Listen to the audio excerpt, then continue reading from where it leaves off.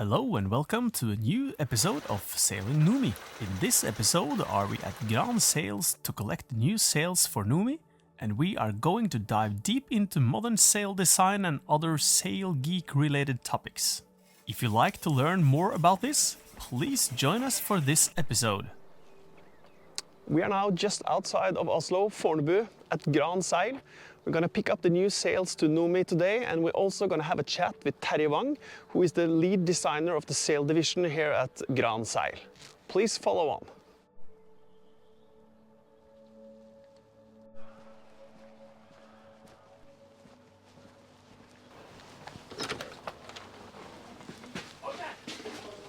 Da vi hos dere på Gran Sail på Oksnøya, og jeg skal hente mine nye seil til Numi, som du har designet.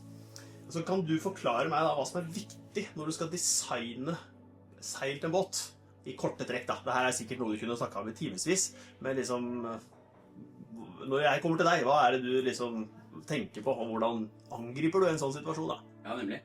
Nei, det jo det første vi ønsker å gjøre jo å kartlegge kundens behov, og være sikker på at vi går gjennom de mulighetene som gjør at seilingen for denne kunden kan bli optimal. Utviklingen av seil har jo gått i retning av at man nå kan lage mer nyanserte seil til kundene, og rett og slett tilpasse de veldig godt til bruket da. Så når jeg kom til deg og sa at jeg har lyst til å seile mer regatta, hva tenkte du da? Ja, da vil jo du ha glede av de nye konstruksjonene våre. Og det som kjennetegner de seilene at de jo veldig formstabile. Ja. Men de også flate, slik at du kan gå høyt. Og nå vil jo du gjerne ha et litt mindre forseil. Ja. Og fordelen der sånn, det at man da kan bruke innhold på fokken. Og når du da får en trang spalte mellom masten og fokken, eller storseil og fokken, så gir det deg god høyde. Og man trimmer båtene hardere nå med disse seilene enn det man gjorde før, hvor seilene var ganske dype og ikke så formstabile. Slik at det blir som å sette lavprofildekk på bilen din. Det blir litt tøffere kjøring, men det gir effekt. Så du får da altså bedre høyde, dette har jeg jo lest meg til, og derfor var en av kriteriene, ikke sant? Men hva jeg mister da? For det vel noen pros der og noen cons, vil jeg tro. Ja, ikke sant? Og, så du mister arealet. Seilareal. Ja. Og det jo da særlig forseilet som ikke kommer forbi sidevantene. Så hvis du skal forbi sidevantene, så må du ha en bredere spalte. Men det folk da etterspør, det typisk Cold Zero. Og da har du plutselig fått et kjempestort forseil. Men til gjengjeld så kan du ikke gå så høyt mot vinden. Ja. Men utviklingen på Cold Zeroen har også vært at fasongen har blitt flatere, mindre dybde i seilet, som også tillater deg større høyde da. Ja, fordi i fjor da seilte jeg mye med den Cold Zeroen i fjor når jeg var nordover, og jeg følte at den rundt sånn 43-4 grader apparent vind, da fikk jeg innslag i den da. Mens med den forrige fokka, som vi nå pensjonerer, da kunne jeg vel stå kanskje sånn 25-ish grader apparent wind. Så det jo en spalte der på 20 grader da. Men det som helt fantastisk med Cold Zeroen, synes jeg i hvert fall, jo at det trenger jo ikke å blåse noen ting, og så får du jo omtrent samme fart som vinden. Ja. Så det liksom 6 knop vind, så går det jo i 6 knop omtrent. Det nesten da, hvis du seiler skarpt da. Ja. Men det klart det. Så en av de tingene jeg veldig spent på nå da, når vi skal ut og teste dette, det jo på en måte det nye forseilet kontra det gamle. Ja. Og det kommer jeg til, men liksom, hva forskjellen her nå? På liksom, jeg skjønner at det lettere å forme seil og alle de tingene der når det nytt og fresht. Men det også noe høydeforskjell? For nå får jeg jo dratt inn da, med et innhold. Ja. Det har jeg montert på båten, det skal jeg vise dere senere. Men det har jeg fått lagt opp, og jeg tror jeg kan dra inn den kanskje 30 cm mer, ikke sant? Ja. Inn mot senterlinjen, eller kanskje mer også, for den saks skyld, enn det jeg kunne med det forrige seilet. Ja. Så hvor langt inn drar man dit, liksom? Ja, det kommer jo an på vindstyrken. Ja. Og det jo mindre vind det jo trangere spalte tåler man. Det riktig. Mens når vinden øker på, og det blir for mye vind, så øker man, da vil man ha stor spalte. Og Så det er en variabel faktor der sånn. Men det er klart at de fleste båtene vil kunne gå høyere enn den opprinnelige Genoa-skinnen er montert til. Riktig, for den står for langt ut på min båt sannsynligvis, enn hva den skulle vært, for den skulle vært opp på hyttetaket sannsynligvis. Ja. Så det er, man har rett og slett tatt et steg videre i utviklingen. Ja. Men er det slik at du vil oppleve stor fart, altså det du vinner på høyde da, det tar du det på tapt fart for å si det sånn, med en, kall det en ener Genoa da, som du på en måte må ha større spalte og ikke kan stå like høyt med. Ja, dette er jo et interessant spørsmål som vi veldig ofte får fra kundene. Og det vi da må trekke frem, det er jo selve måltallet på båten, ratingen. Ja. Og med mindre forskjell så kan du da få lavere rating.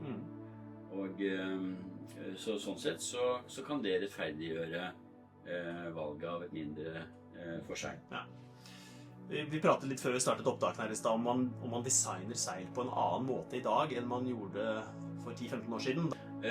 Ja, nå kan du si at jeg har jo vært seilmaker siden at vi startet opp i 83, så jeg har jo fulgt utviklingen over lang tid. Ja. Men det er jo slik at de siste båtene som nå er kommet, de har veldig stor seilføring. Og så kombinasjonen av et stort storseil og et mindre forseil utgjør allikevel mer i kvadrat enn en moderat design fra en del år tilbake. Hvor man da hadde mindre storseil og større forseil. Ja. Ja. Så er det mer seil i kvadratmeter i dag enn... Ja. Ja. Og som vi sier, at når vinden går mot null, så går seilarealet mot det uendelige. Ja, ikke sant. Så det blir som på biler da, egentlig. Man har lyst på mer motor. Ja, og det er ganske frekt, fordi man har jo da allerede kompensert med at båten har mer kvadratmeter per vekt. Men så kommer da dette valget av Code Zero i tillegg. Så da har man jo satt på en turbo som gjør at det er morsomt å seile i lite vind. Ikke sant. Og turseilerne elsker jo å seile med en Code Zero langs svenskekysten før vinden øker for mye. Og hvor man da i gamle dager vil trykke på motorknappen, mens nå holder man kanskje 6 knop og har en fantastisk opplevelse. Ja, flatt vann. Ja, nei, det kan anbefales altså. Det er for alle som, nå har vi ikke kjøpt Code Zero her nå, men vi har noen andre kule seil vi skal prate om. Så, ok, vi kan snakke litt om det storseilet.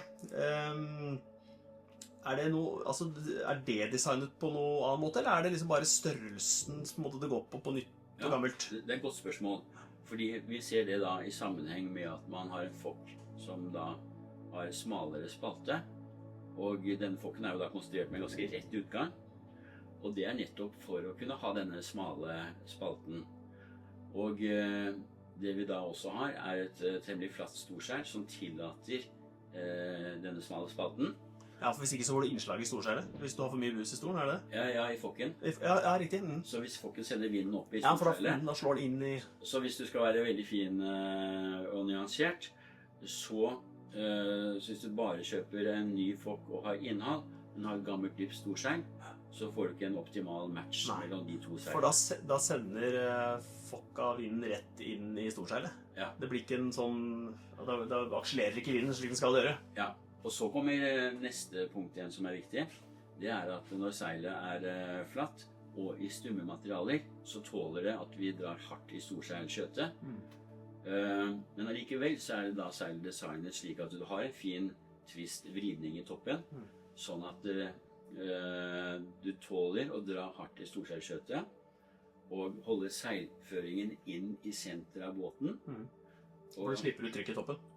Ja, og du får fin twist i toppen, og det matcher jo da veldig bra med fokken, så kombinasjonen av disse to seilene gjør at du får tøffere trimming, men båten går høyere og den går fortere. Det er riktig.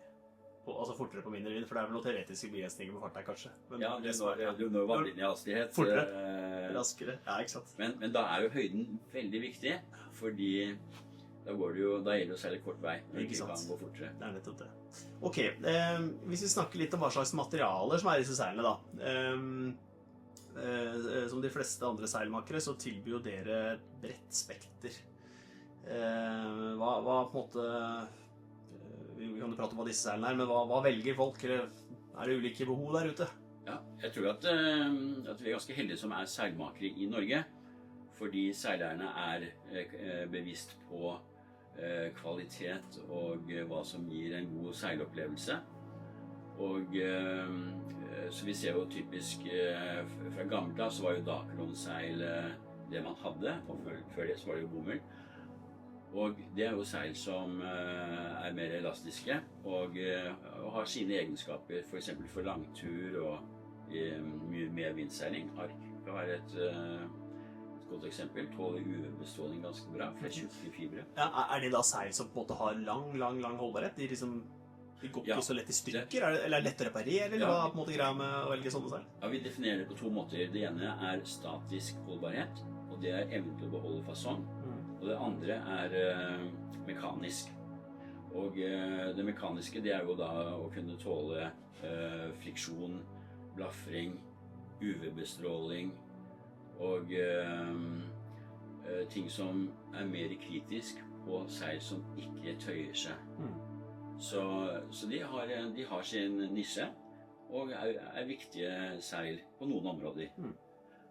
Og så har vi jo da disse laminerte panelseilene. Vi kaller det for High Performance Cruising.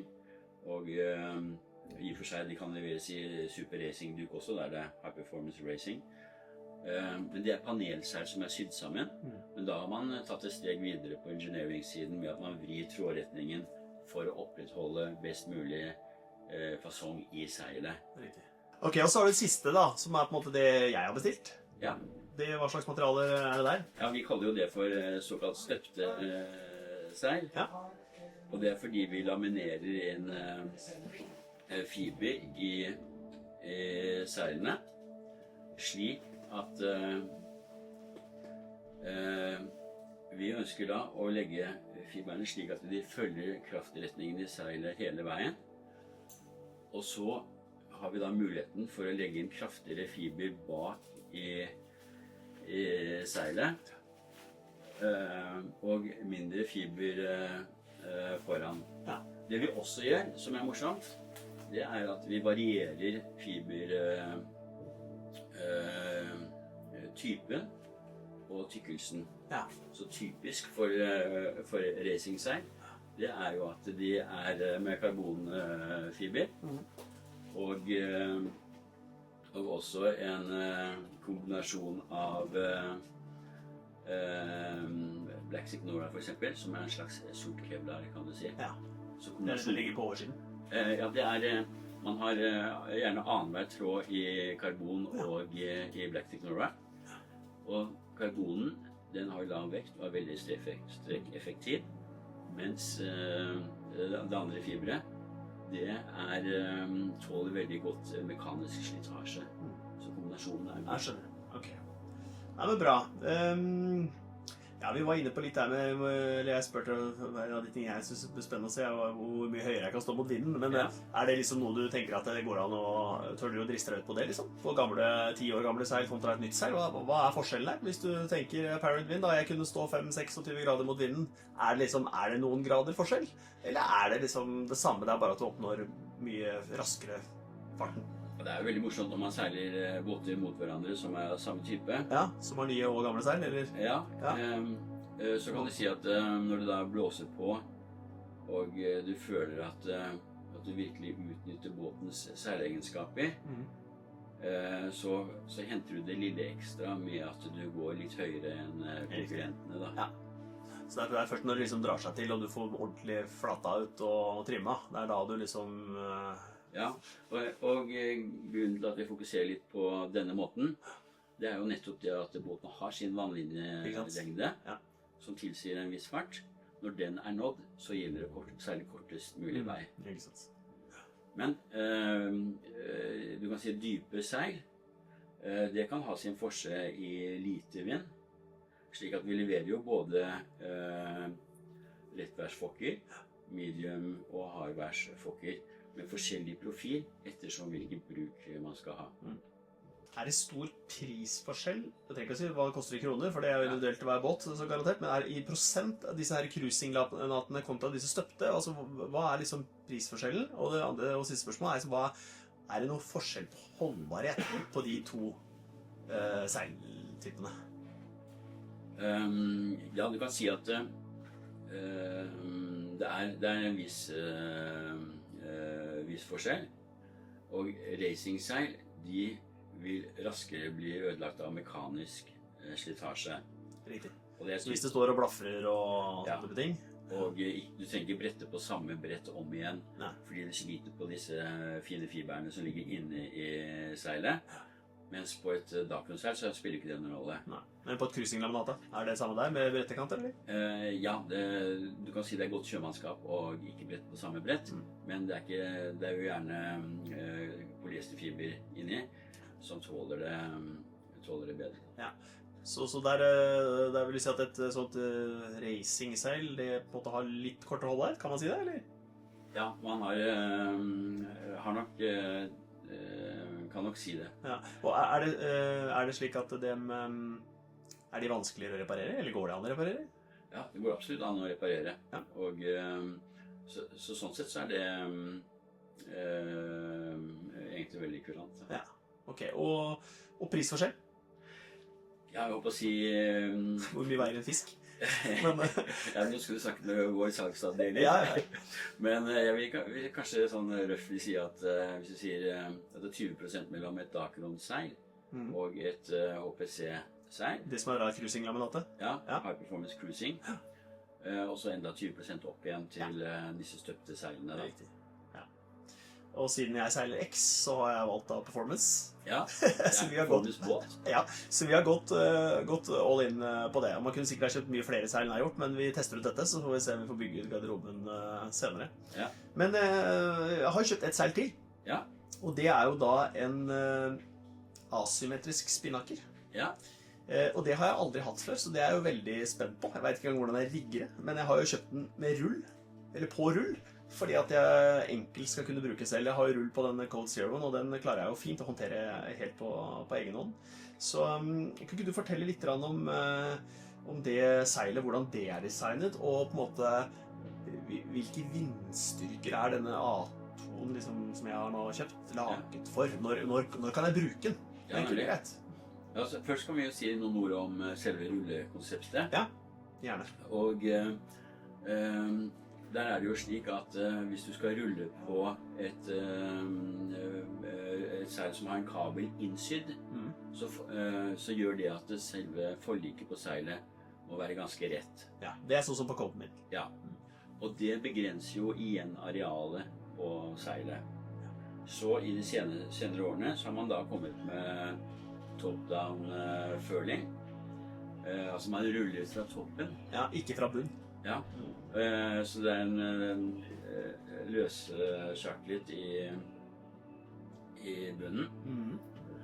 Og Ja, for da får du denne store buen, altså hvor seilet stikker ut foran båten. ja, det begrenser ikke arealet på seilet. Nei. Men kabelen er der. Ja, så den vil henge mellom forslaget og Ja. buen, kan du si. Så den er bare ikke connected til seilet nedover langs forliket.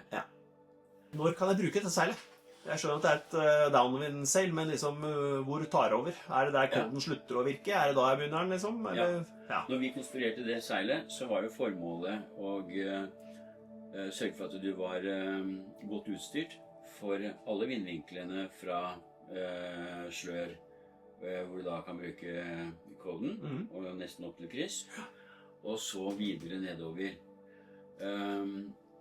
Så G-nakkeren, den kommer jo da når det er rommere enn det koden kan utnytte. Og det vil, for meg så vil det si, vil jeg tippe sånn 110 grader apparent, liksom. 115. Da mener jeg at den begynte å komme litt i bakkant av storseilet, og ikke fikk samme funksjon lenger. Altså, når er det jeg ikke kan bruke den lenger? Altså, når er det jeg må over på spinnaker? Er det 150-ish grader? Altså, da er jo eller? du så heldig at du har spinnakere. Ja, det er litt mer rigging da, men... Så det er klart at med 10 graders skjæring, så er spinnaker et veldig effektivt seil. Ja. Så Så det er de siste der da, sånn fra 150 til 170-80. Det er der du liksom må oppe på spinnakeren. Ja. Eller? Ja. Eller vil det være mer effektivt å skjære da med en Genaker? Eller det vil vel ikke være på en type båt som jeg har, tror jeg. Nei, det er også et veldig interessant spørsmål der sånn, fordi vi har jo masse erfaringer med XP 440, som jo er en deplassementsbåt. Ja. Ratingsystemet er laget slik at du kan ha 130% større Genaker enn spinaker, og du får ikke noe straff for det. Det er riktig. Men du får en liten straff for å ha bærespryd og ha det seilet på Genakeren. Det vi ser er jo at når båtene når skroghastigheten på lens, så lønner det seg igjen å seile kort vei. Mens typisk Landmark 43, som vi da konkurrerer mye med, de har jo da dette svære seilarealet, men de skjærer. Men når vi kommer akkurat til det punktet hvor begge båtene går skroghastighet, så seiler vi likt med spinaker. Det er riktig. Ja, fordi jeg har lest meg opp til det at hvis du har på en måte båter som planer, da er det litt annerledes. Ja, typisk J70 og for eksempel, sånt, ikke sant? Eller de litt mindre, litt mer moderne båtene. Så disse her 30-foterne som det gjelder og den type ting da. Ja. De kan være raske på unnavind da. Ja. Terje, du er jo, i tillegg til å være seilmaker, så er du jo en erfaren regattaseiler og en habil seiler, etter hva jeg har forstått. Ja. Og da tenkte jeg kanskje, siden jeg er her, benytte anledningen til å høre om du hadde lyst til å dele en liten hemmelighet eller to med noen unge spirende seilere eller andre som er interessert i regattaseiling. Er det noe tips og triks, eller noe som du kunne dele? Kristian, dette er et stort emne da. Ja, vi må holde det på et minimum. Men jeg tror nok at en av grunnleggende tingene for å kunne gjøre det godt, er at man må forenkle så mye som mulig. Ja. Og det gjelder bare hva man forholder seg til når man skal seile regatta, hva som er viktig og hva som ikke er viktig. Og da føler jeg at nå har jeg startet feil ende med å ha alt for mye seil, for det høres jo ikke veldig enkelt ut. Ja, du kan si det er noe du kommer til å ha glede av fremover, for du vil jo lære deg når du har best yteevne på disse seilene, når du skal bruke det. Så det er jo en prosess. Og til alle regattaseilere som har nye båter og sånt nå, hvis du klarer å gjøre det bra første sesongen med en ny båt med nye seil, så er det eksepsjonelt. Riktig. Man må gi seg tid på å lære båten å kjenne, og også forberede prosedyrer og sånne ting, med mindre alle sammen er veldig drevne regattaseilere, og selv de må jo forberede seg.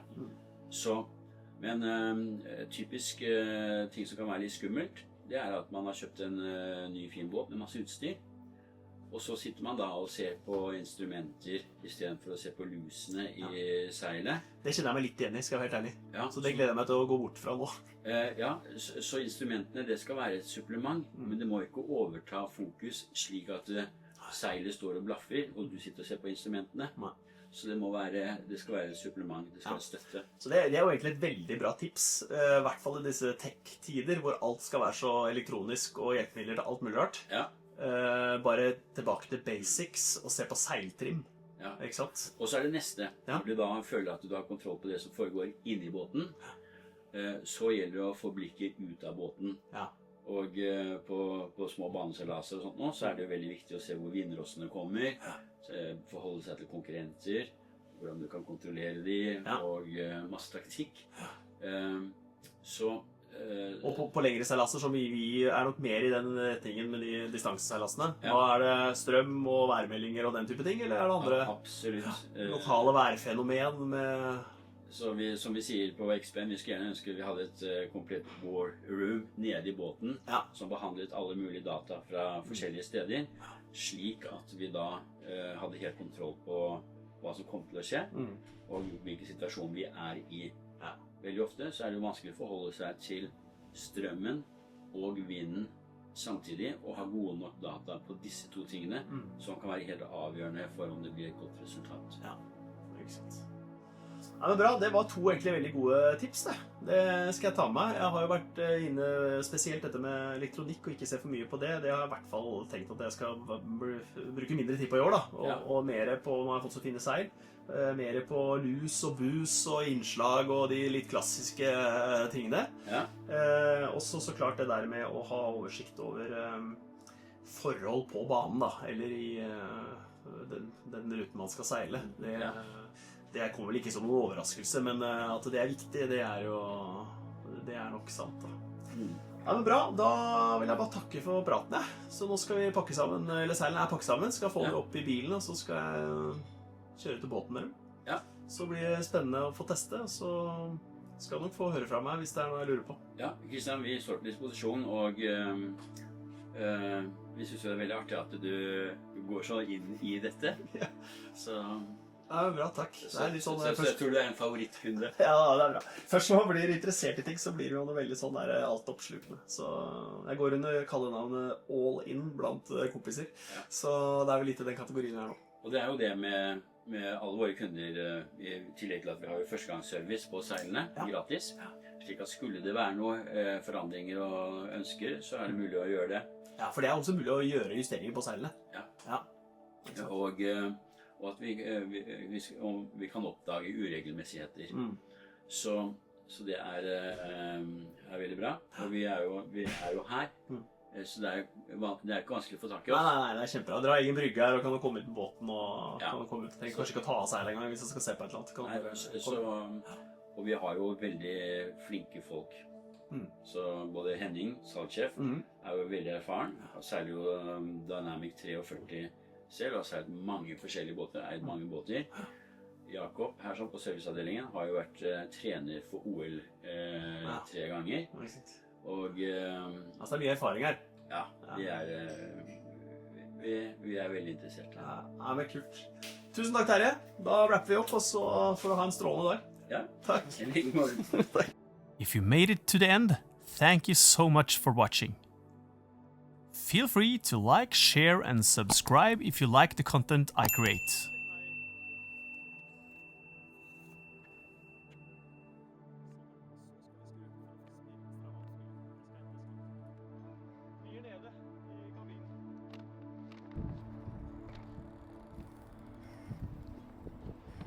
In the next episode, we will get out on our first test sail with the new sails. See you again soon!